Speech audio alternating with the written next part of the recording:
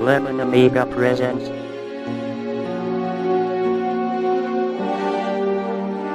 a Playguide video review. Sit back and enjoy the show.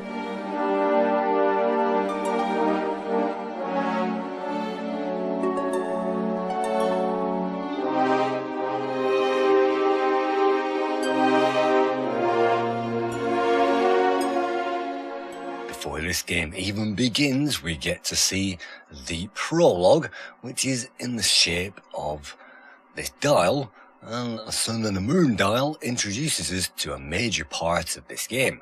And in this case, it's a code wheel. We're supposed to enter that code into the game to open up the game itself.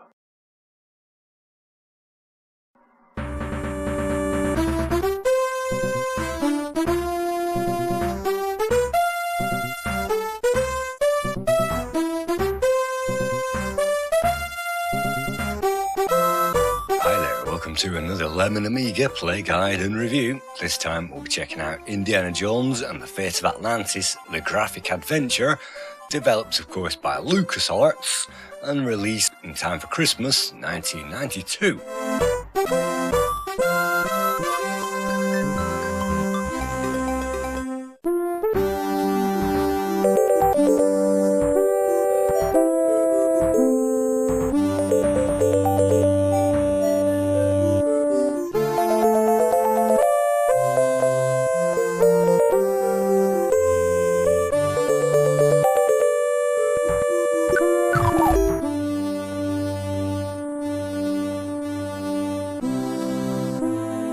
Begins with a tour of Barnet College, and this is our home base at the beginning of the game, and we will be returning back to the college again in the middle of it.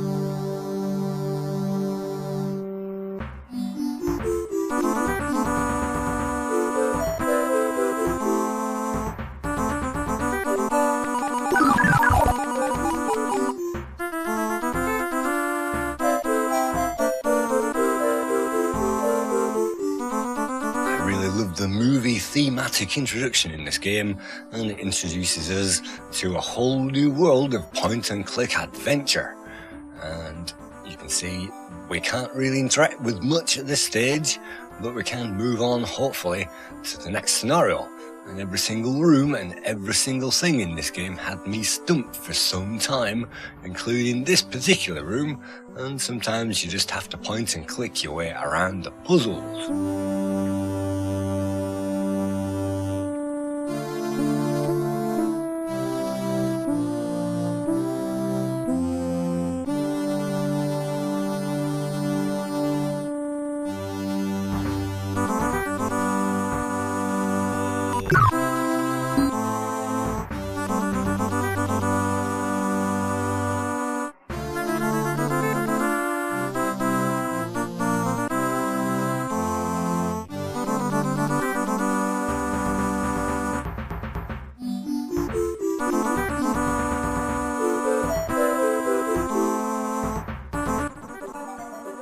Through the introduction, we get as far as a coal chute and we can't actually get down there, so what we have to do again is to investigate these cats on the table, and one of them will let us move on to the actual introduction of the game.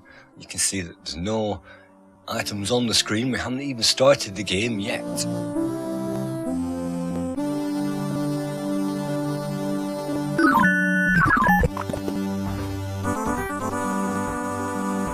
Played this on a PAL 030 computer, and this may be the speed of the music on an NTSC machine, which would play this a little bit faster.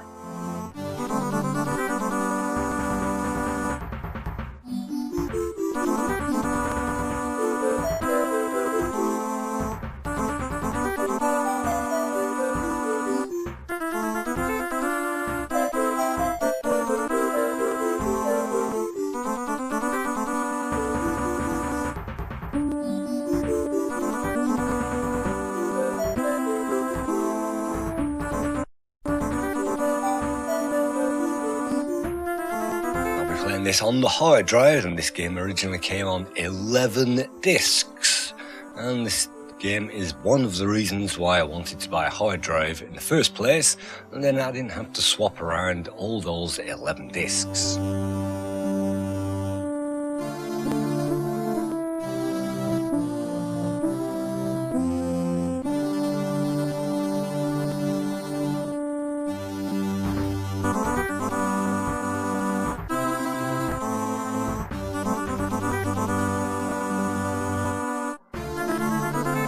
We can also speed up and slow down that text, and for this one we can also speed it up as well for the sake of this review, and that means that we get through the text just a little bit quicker. In this prologue we get to see the idol, which we've managed to find in a locker, and in here is a first orichalcum bead that sets off our journey all around the world.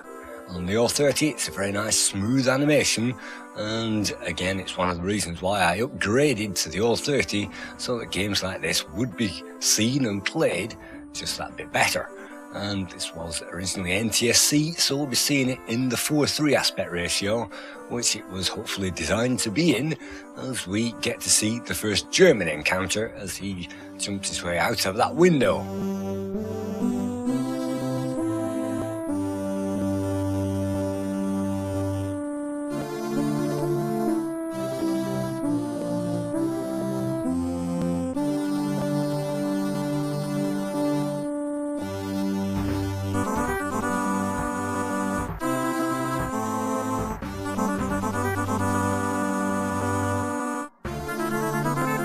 Like the Secrets of Monkey Island, we do get some great animations and some great cutscenes and some great still images as well, reminding us absolutely of Harrison Ford in the original Indiana Jones games.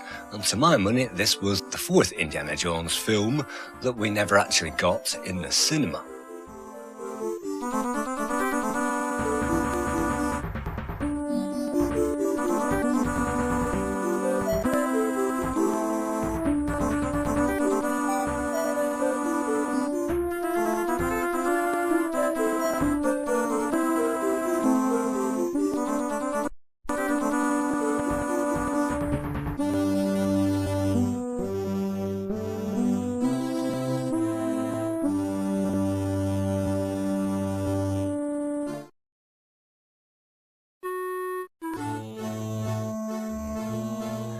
Anybody who's played this game may be instantly remembering this music. For my money, the melancholy music in this game is made even more so on the PAL version.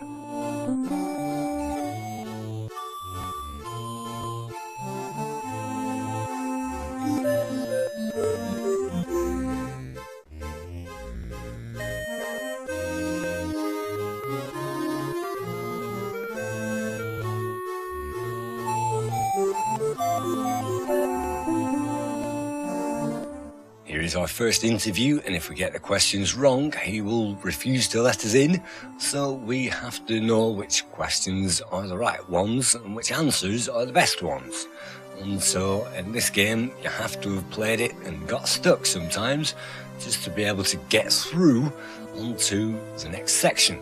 In this one, I know that I'm supposed to give this guy the newspaper, but you have to wait for that to appear in context of the movie, otherwise you can't just hand it over.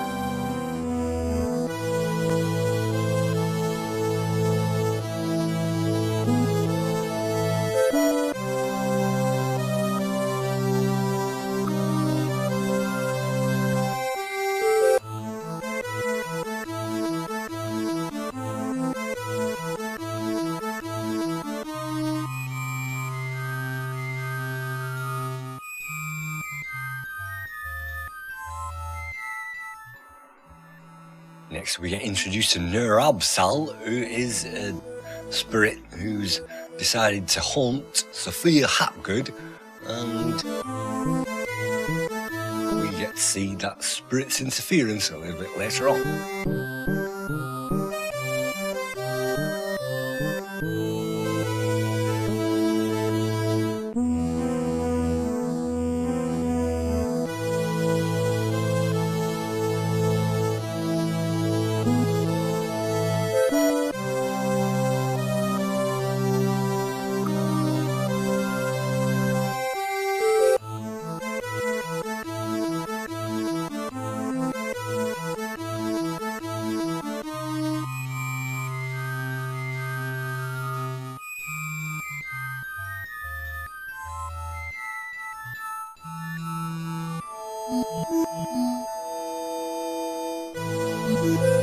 This is all kind of still the prologue of the game, and we haven't really gone anywhere yet. We're still trying to interview Sophia and wrestle her away from her teaching career, presenting things on a stage.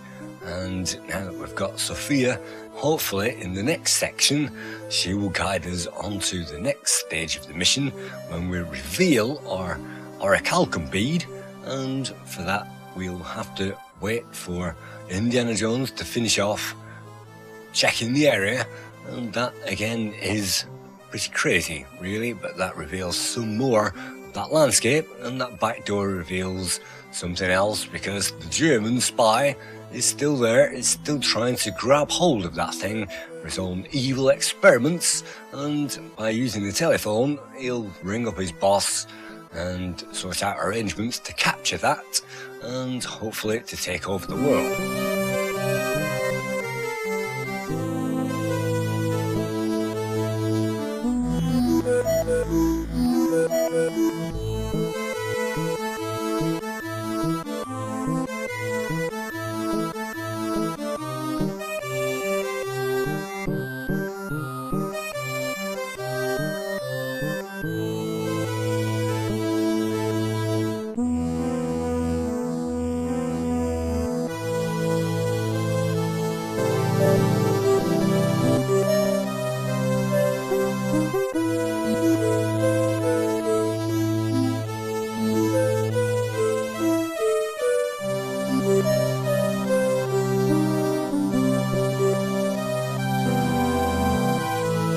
Contacting Nerabsal, we gained the information that we're supposed to find Plato's lost diary, and that could be anywhere in the world. And so let's start our journey by going to Iceland, and it's great to see the Indiana Jones map with the flight of our progress all the way around the world. And even though this Iceland location is only 2 screens deep, it's still full of atmosphere thanks to that great graphics and that great music.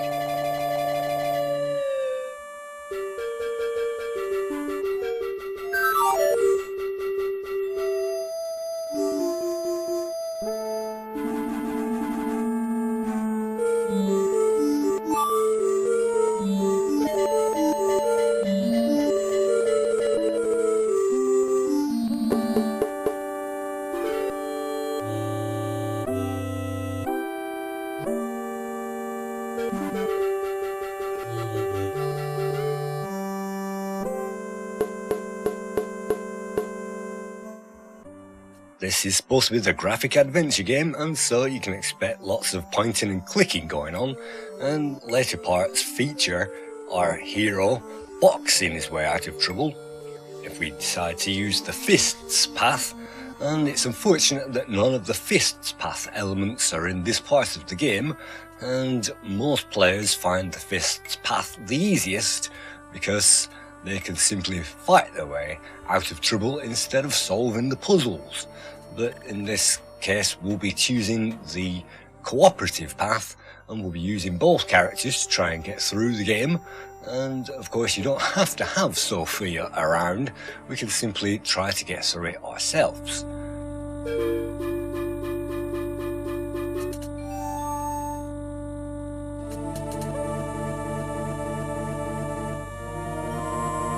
Jungle, there is a snake who will grab hold of Indy if we try to cross that chasm, and so what we have to do is to use the whip on the rodent on a particular hole, and it's just finding the hole as to whether you can get through, and as soon as that happens the rodent will take care of the snake. So at this early stage the puzzles aren't too difficult, it's a case of trial and error, and I don't mind trial and error puzzles, but again I've been stuck on every single one of these locations trying to figure my way out, and so this game isn't one of those logical puzzle games that you could just logically figure it all out just like that. And so there is a save function, it is pressing F5 and that will bring up the load and the save, and it's advisable to save in every single location.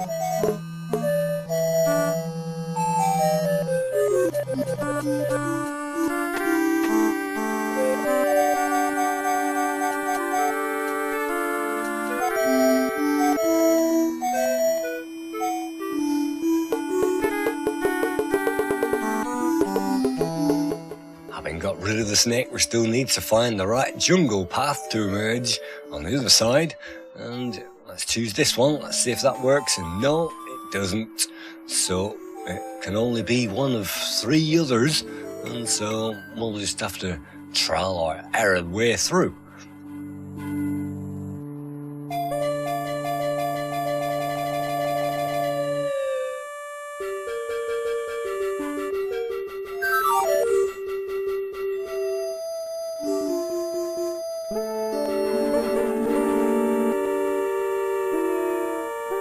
In Tikal, we'll find this incredible temple, and inside this temple is another item that we need. And the trinkets we can't get because this guy will appear and stop us from getting there, so we'll have to use some kind of logic to get them, and it also requires unlocking a password to get through to the temple itself. The password is something to do with Plato's lost dialogue, so by interviewing this guy, hopefully we can find out what's going on.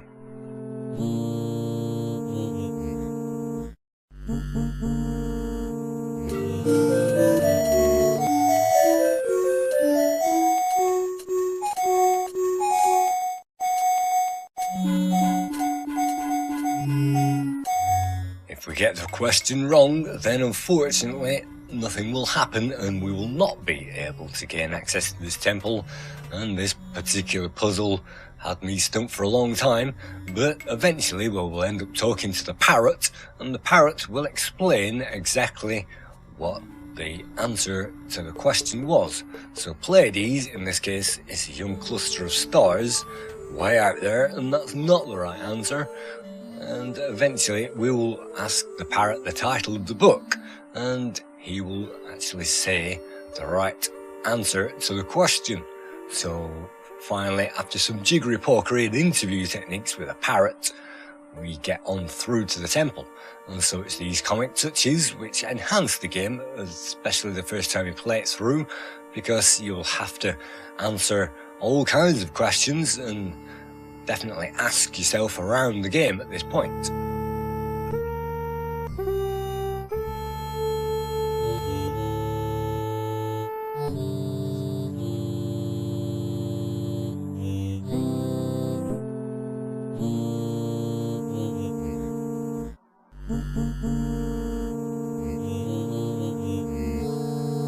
In this location, we're going to need the kerosene, and in order to get the kerosene, we're going to have to speak to Sophia and get her to distract the professor. And that isn't an obvious puzzle, speaking to Sophia and asking her to talk to Sternhart. But that is an option, and that's probably the last option that you'll choose to do, and that will allow us to escape and grab the lamp.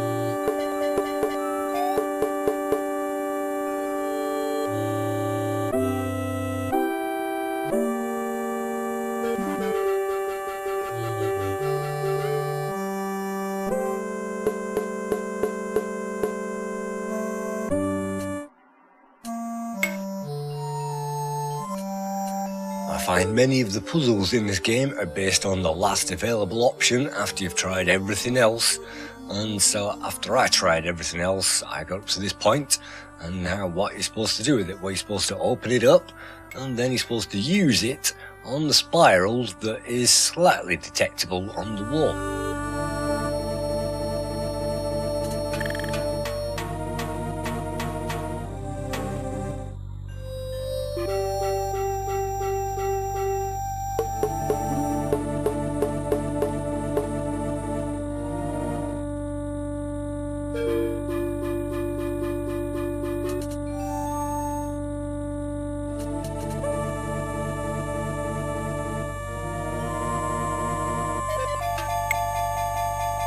Now gives us an elephant's trunk, and in South America that might seem a little bit strange, but here we go, that's the elephant's trunk in the elephant, and that has revealed, I mean, how would they even know about elephants all the way back then, but that has revealed an Atlantean king, and Atlantean king all the way there in South America isn't particularly common these days.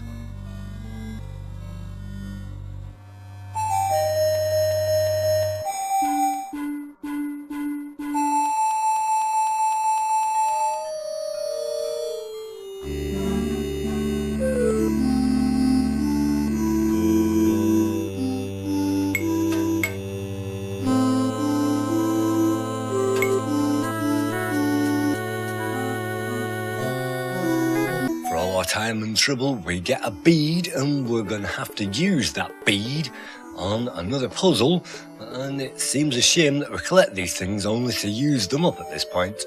But later on in the game, we'll get loads of them, and we'll have to use them one after the other once we get into Atlantis itself.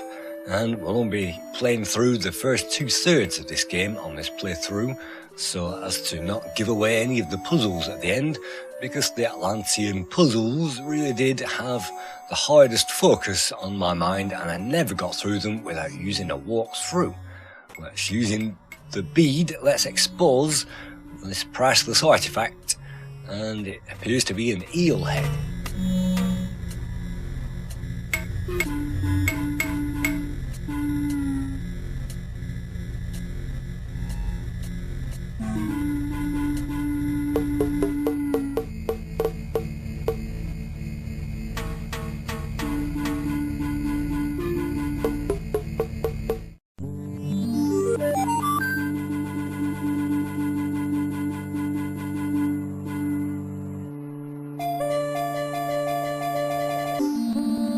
Let's check out the next location, and that's the Azores. And the Azores, many people think, could have been part of Atlantis at one time, but not according to this story, and I absolutely love this place. This is actually a real location in the Azores, and I've actually looked on this on Google Earth and tracked down this location. I'd love to check it out. You can see that the animation flows very smoothly, and the action definitely follows a movie pattern, so it feels like that we're playing an interactive movie. And at this stage, it's not obvious what we have to do. If we go blundering in there and asking loads of questions, we will get nowhere, and that's precisely what I'm about to do on this try. But you can see that we're actually using Sophia to do that, and using Sophia hopefully means that we can get the right answers.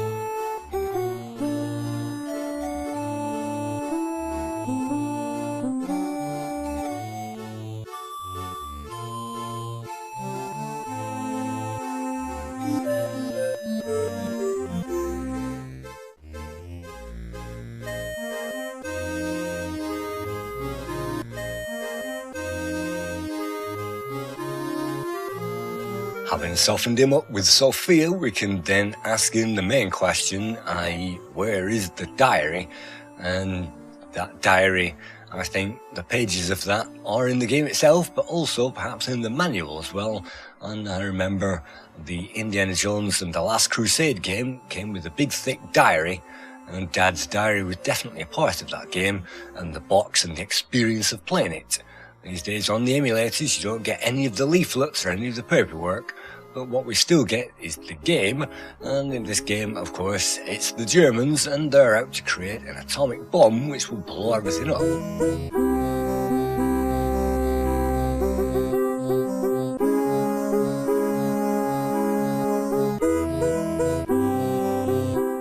All the gadgets came straight from a Frankenstein movie, and I really love those props reproduced. They really did not have to go to the depths of creating such an amazing screen graphically, and the artwork is comparable to the PC versions, unfortunately not the music in the game.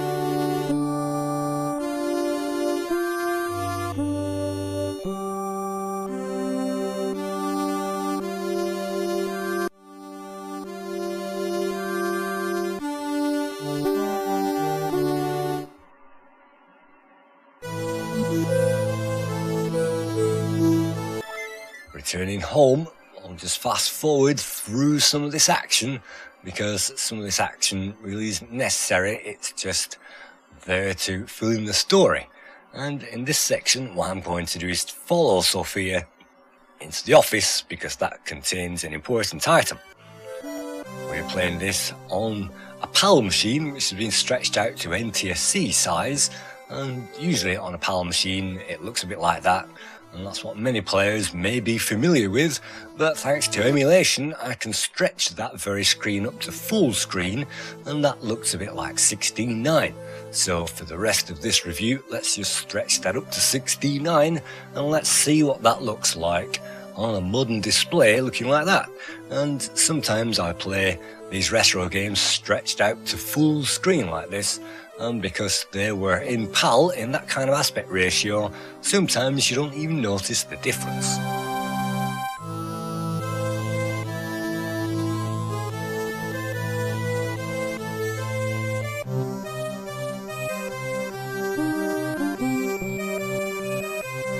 You may notice the screen aspect ratio is more or less in CinemaScope now, really wide and yet quite thin, so they really did try to get the movie licensed experience with this game, and of course this came from LucasArts, direct from George Lucas himself, when he couldn't get his hands on Star Wars for some crazy reason.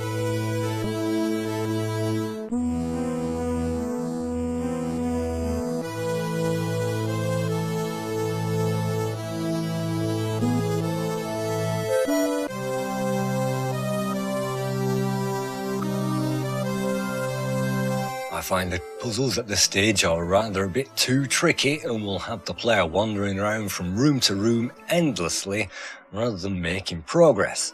In this case, the Lost Diary is in one of maybe 3 different locations, and you have to do certain things to check out those locations and make sure that it isn't in there. One of them is in this wooden old chest, and you can gain a key to that chest, but sometimes it isn't even in there. Let's use the mayonnaise to make the statue move across the floor, and then we can climb up that and check out possible locations, and sometimes you can find it and sometimes there's nothing in there. Here's a key. Hopefully this key will unlock the chest.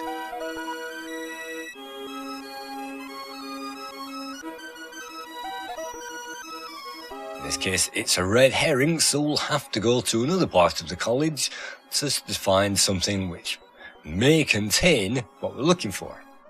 In this case we'll need to go to the basement, and one of those cats that we saw earlier on is a wax cat, and maybe inside the wax cat there is something that we're looking for.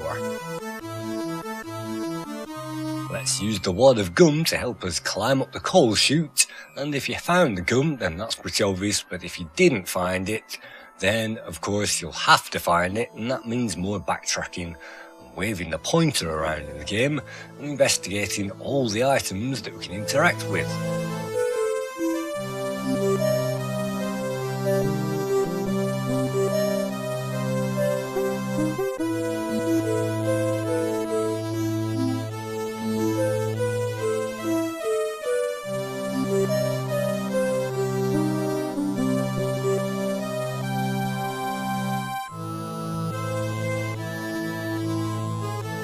Quite sure how this works, but there is a book in that hole and we can use the coal to try to maneuver it, but I think that's yet another place where the Lost Diary could be.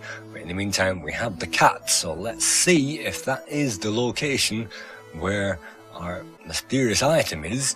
And it's a pity that the key only opens the chest in the attic, and of course they couldn't make this game too deep, otherwise we'd be investigating chests forever.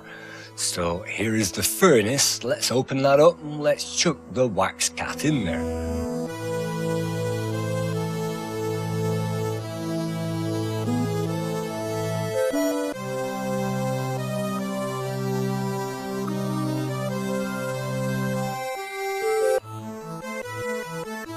And what do you know, we now have the dialogue, the lost dialogue of Plato. And that's basically a diary of certain events, and you can go to pages of that using the bookmarks.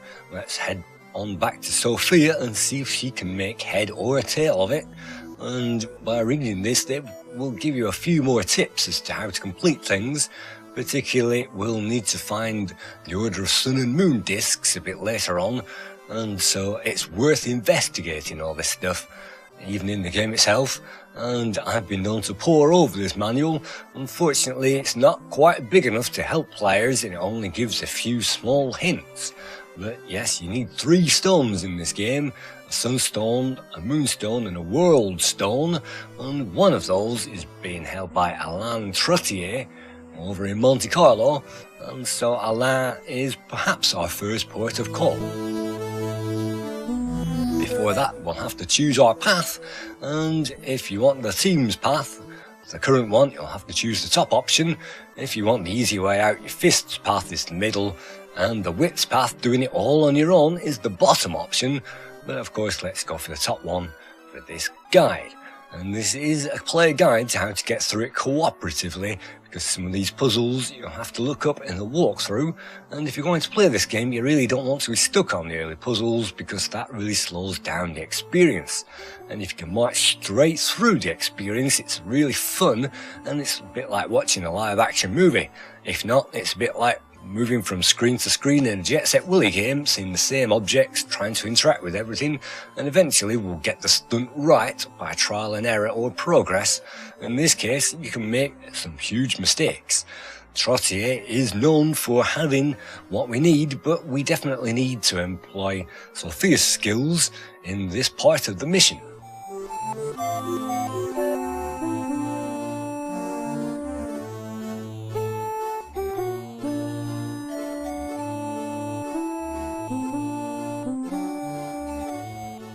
Even talking Alan into visiting us isn't easy unless we mention Sophia's name, and then he will happily trot off up to the hotel room where Sophia is waiting.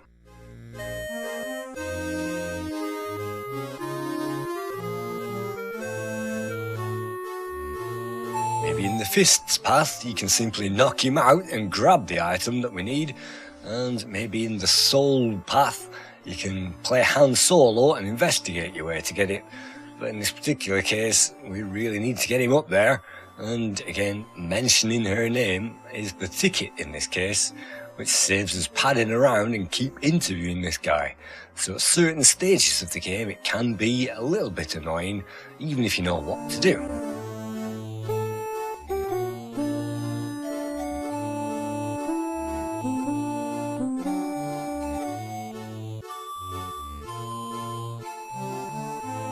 In the dark, we can try to grab the disc, but unfortunately we don't have all the items that we need at this point, and that is a stumbling point of the game. And of course, we don't have a clue what items we need at this point unless we know what to do, or unless we're following a walkthrough. But all we know is that failed, and we did not grab the disc.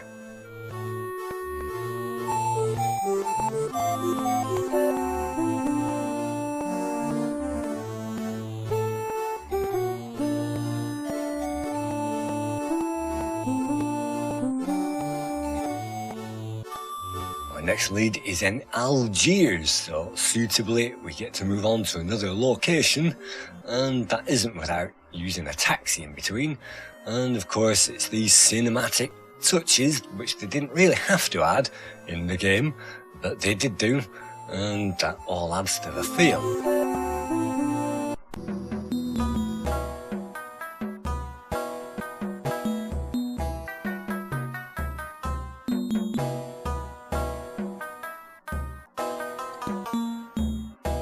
The idea in Algiers is to equip ourselves with a hot air balloon, and then we can balloon ourselves over to a dig site.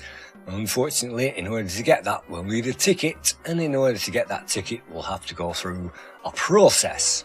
And that isn't apparent when you start the game. In fact, I didn't even notice these steps leading to the balloon until I noticed that that's what it said in the walkthrough. So even background objects can play an important role. Let's ignore the beggar for now. Let's move on and let's check out the knife thrower. And there's also a shopkeeper here. And if you follow the back alley, we'll also get a chance to get some more items. And you might notice that we are cashless in this game, not like the Secrets of Monkey Island where we can simply buy our way around. And that's a shortfall. It would have been handy to have some cash.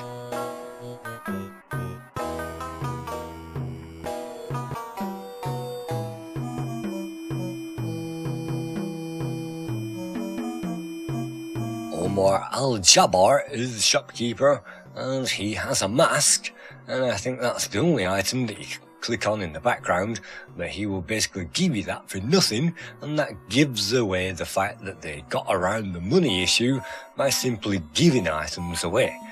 In other words, we'll have to get a knife off this guy by having him give us the knife, and that means volunteering Sophia, in this case, to take part in the knife throwing, and you'll have to literally push her into it.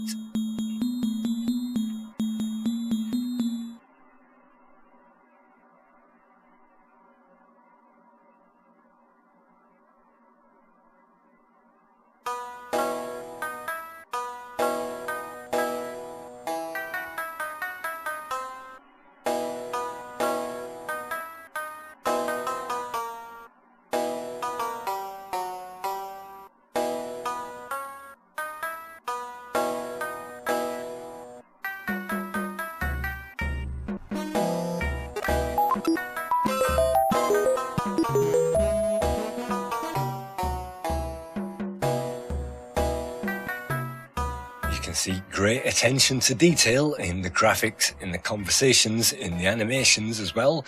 And there's a great picture of Sophia being pinned down by knives. At this point we have a knife and we have a mask. And what do we need the mask for? Well, you wouldn't believe it, we'll need the mask to try to get the stone from Alain Trottier, and that is an important ingredient. We'll also need a bed sheet as well, if we can pick that up, and also a torch. And so let's hope that we've got those items available as we try to get in touch with Alain again and mention, hey man, how about another seance to track down some dead relatives? He'll say, yeah, let's go for that. And that means that we can get on with that mission.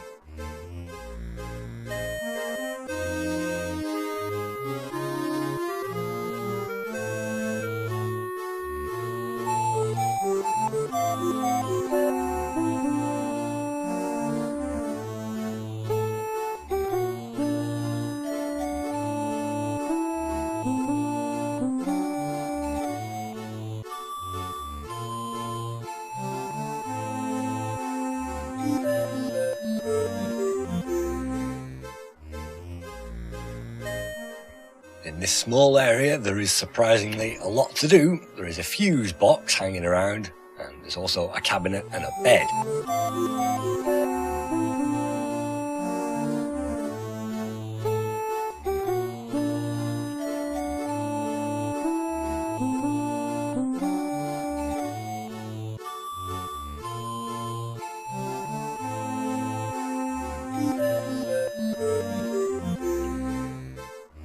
Now finally we have the mysterious items all to hand. We can now use them all, and by pulling out the fuse, hopefully we can combine the items in the dark.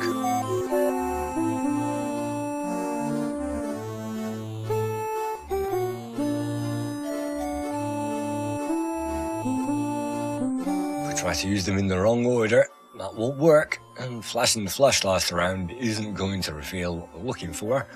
And I think you have to use the flashlight on the mask, and then maybe you can use that to highlight the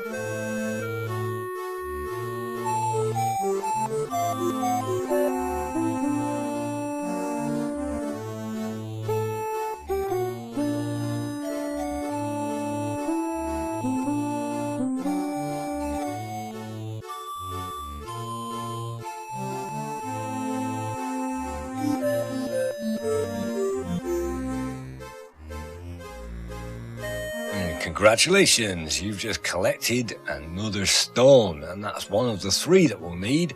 And this game is more or less holding our hand at this point, but it really is difficult to sort out those items and to reveal things like the bedspread and to get them in the right order.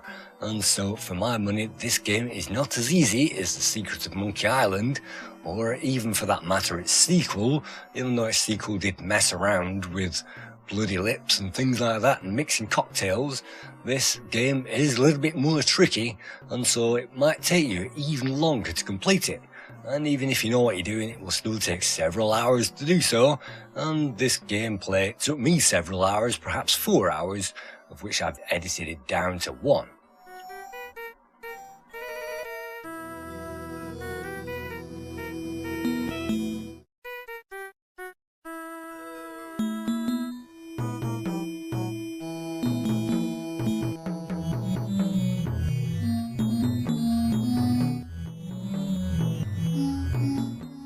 This shop itself holds the key to another puzzle, and the other puzzle is available in the shop in the market, and the shop in the market will ask us for an item.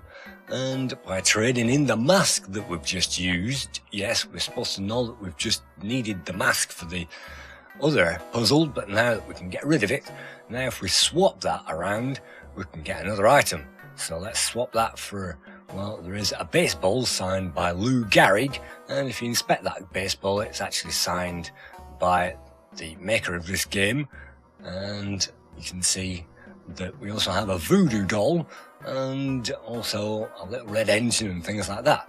But the order is not important and the item is not important. What we have to do is to interview the shopkeeper, and he will ask for an item. You then trade whatever item that you've just bought from this guy, and then he will say that's not the right one. So you then go back and you trade it for another item and go back to the shopkeeper, and he will say that's not the right one. Having done that 4 items in a row, then finally the very last item, no matter what item that may be, that you got from the trader, that is actually the item that the shopkeeper needs. And that's an idea of the last possible option scenario in this game. It will deliberately force the player to choose the very last possible option in order to get the item, having gone through every single other option, and it is possible to know what to do without actually getting there.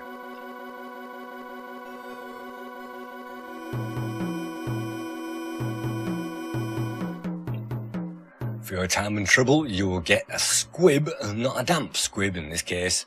A squib is just a piece of meat on a stick, and that's perhaps an in-joke again to Monkey Island, and we can give that tiny little piece of meat on a stick to a beggar, and he will miraculously give us the ticket to the hot air balloon ride. And now that we've got the knife from the knife thrower, of course we can use that to escape into the desert. And that's a fun part of the game. When we manage to get that entire sequence of puzzles complete, we get the day pass, we move on to the next section, which is a little bit different for a point and click adventure, because it uses even more graphics and even a sequence of adventure to find the right location.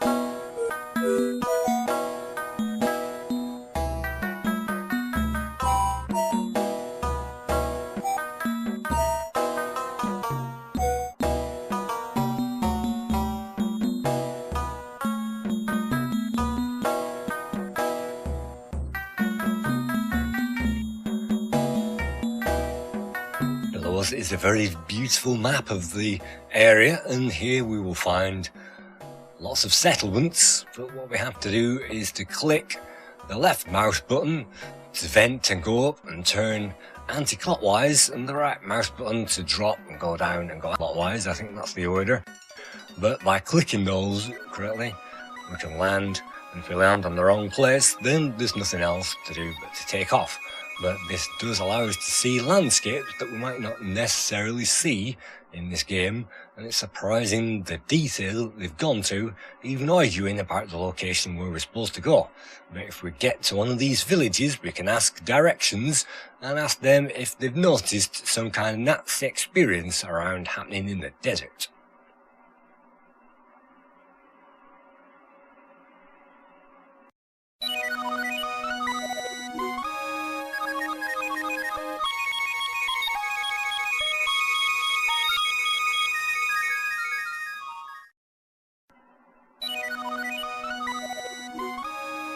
Speeding this footage up, you can see that interviewing guys in places in the desert can be interesting, and at this point we're almost totally lost in the game. All we've got is one of the stones that we need, perhaps that's the moonstone, and we're now asking directions to the other location without a clear idea of what to do.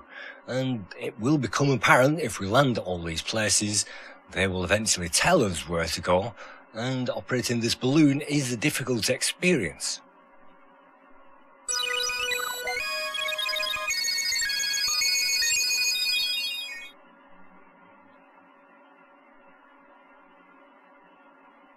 Finally, we are given X, and X marks the spot. And before we get anywhere near X, unfortunately we can't check it out. We are shot down. But it's these scenarios which are really fun in this game. They didn't have to include this stuff, But as I say, it would have been really great if they can have combined all of the scenarios, maybe have an action sequence where you have to fight with a gun and your fists and the whip, and maybe stuff like that in this game wouldn't have gone amiss.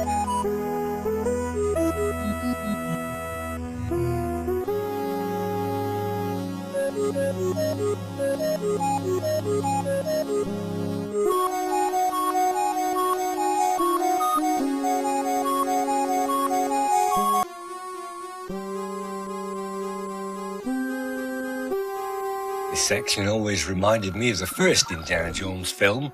We are back in North Africa in a dig site, and again this very small location made out of maybe 2 areas is all we get, but it's really filled with things to do. This is definitely something to check out, and the item in this case that we really need is a spark plug, and so let's pick that up, because below where we are there is a generator, and you can see that there is a spark plug there, but we are unable to pick it up. So I've no idea at that point. Let's just leave it and let's go underground and check out the underground area with this ladder.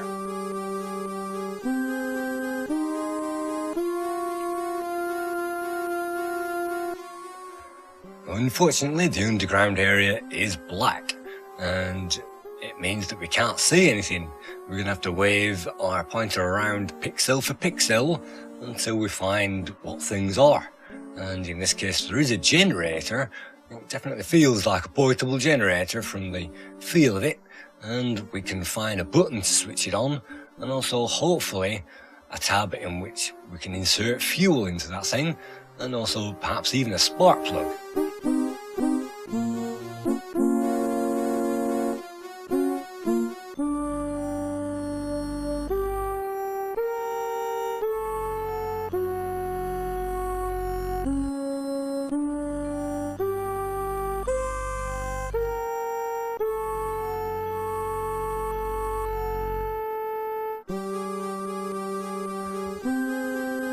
This location is actually on a copy list effect, and if we hang around here long enough, the sun will actually come up and it will shine on this location, so we don't have to illuminate it. But you can see that if we can't do that, then the quickest way to do it is to try to get the generator working, and the quickest way to do that is to collect all the items down here and then hopefully combine them all. You can see a pot and a tube. Well, maybe the tube goes into the pot and maybe we can get some petrol or some fuel from this contraption, which looks like it's supposed to be a truck. A very small truck though, looking at that in proportion to Indy.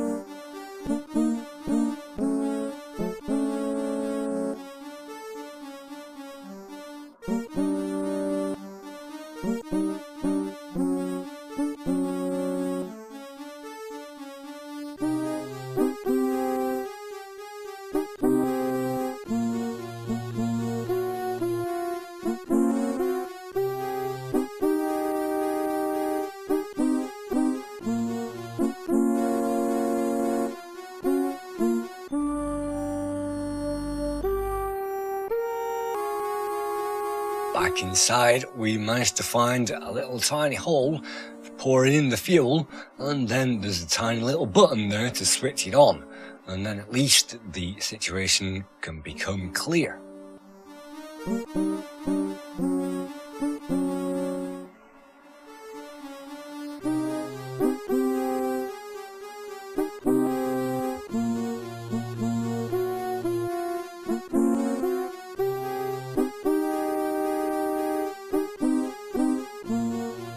Before that, we'll have to do some more mouse pointer waving to find out what we're supposed to do, and there is a metal cap there that we can take off.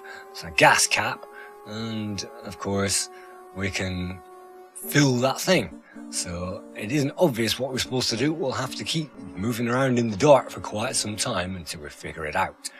But finally we've emptied that jar in there, so some of the puzzles are maybe a bit too difficult for their own good.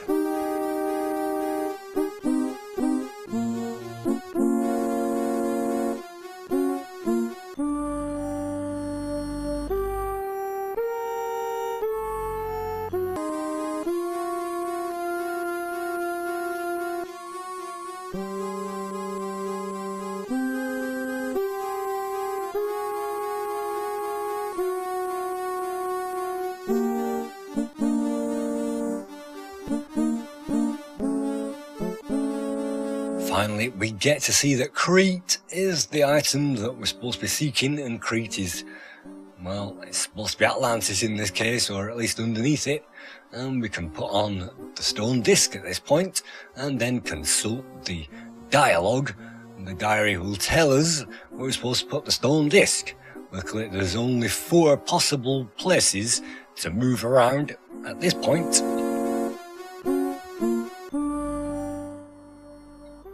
So if we get that wrong, it can only be 3 other options. Again, let's save it up, and in case we make the wrong option. And it's great that we don't die in this game, but we do get lost in the puzzles.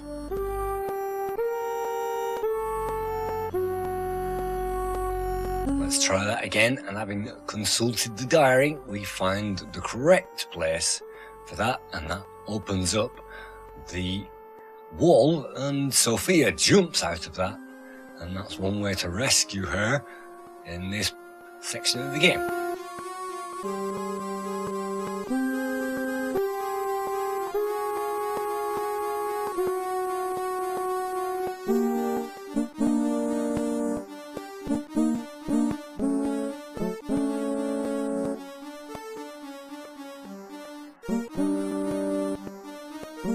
Given an amber fish on the string, and that reminds me again of Monkey Island, where we have a head pointing us the right way to go. And these puzzles are getting a little bit easier now, because there's only a few certain things that we need to do. First of all, we'll need the spark plug out of this thing to get the car going, and then having put the distributor on, we can then hopefully pack everything up, put the spark plug in it, and set off towards our next location, which in this case is Crete itself. So it's a case of packing everything up before we set off, and we'll have to make sure that we've got everything. If we don't, then we'll run back and pick it up.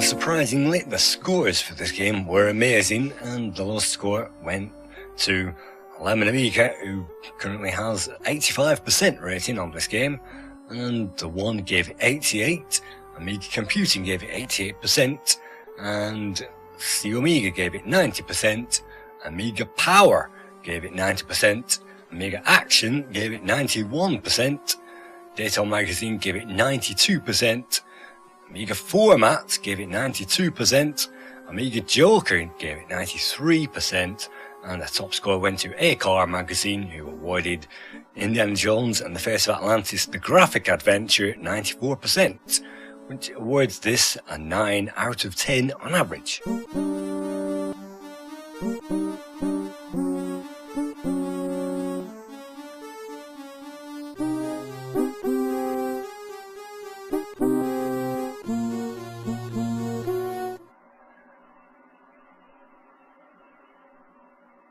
Playing this full screen or even 4:3, the graphics do look gorgeous, but with a huge black border around the PAL experience, it kinda spoils it. So looking back in the day, I used to play this inside a small window, inside a huge black border, and maybe even on CRTs you could have used the stretch option to manually stretch the image and make that full screen. And of course back in the day we didn't have 16:9 screens, we had 4:3. You can see the 16:9 side of the graphics really do blow up nice and sharply on the PAL version.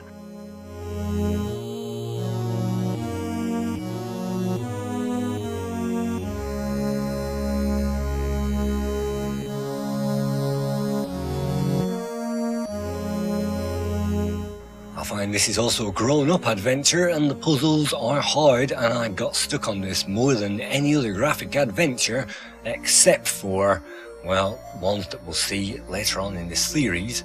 But this one did have me stuck, and I did have to look up walkthroughs in the days when the internet had only just started.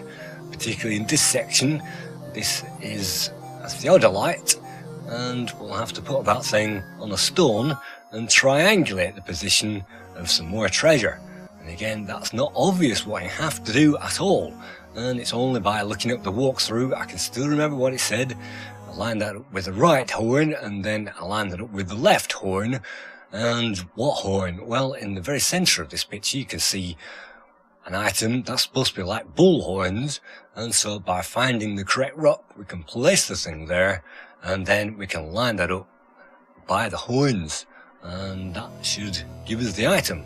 That is not obvious what you have to do at all, and I did struggle for this for a long time, and of course even knowing what to do after all these years, I'm still struggling with it.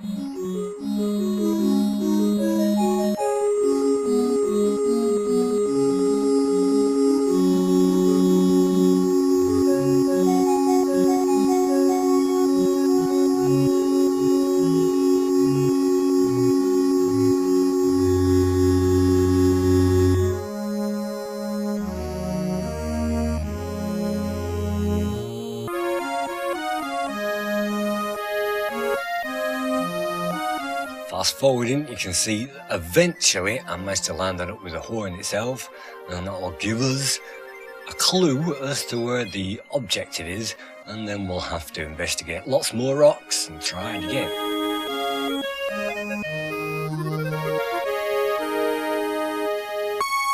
It's also fun to see Sophia, and I think she will even wave at us, and so it's these comic touches which really help the game.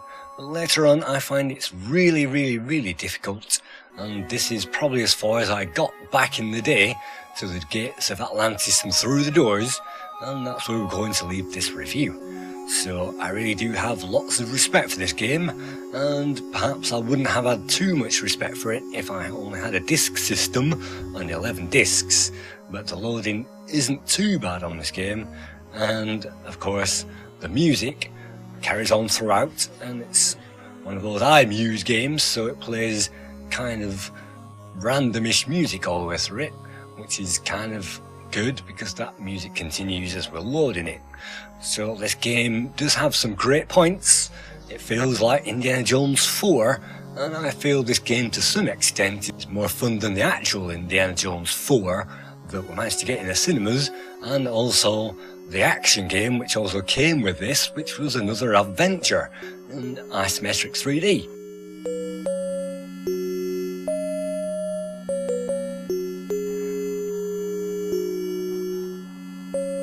So this is the Gates of Atlantis, and thanks for joining me on this play guide and review. I hope you know how to play this now, and I hope to see you on another one sometime soon.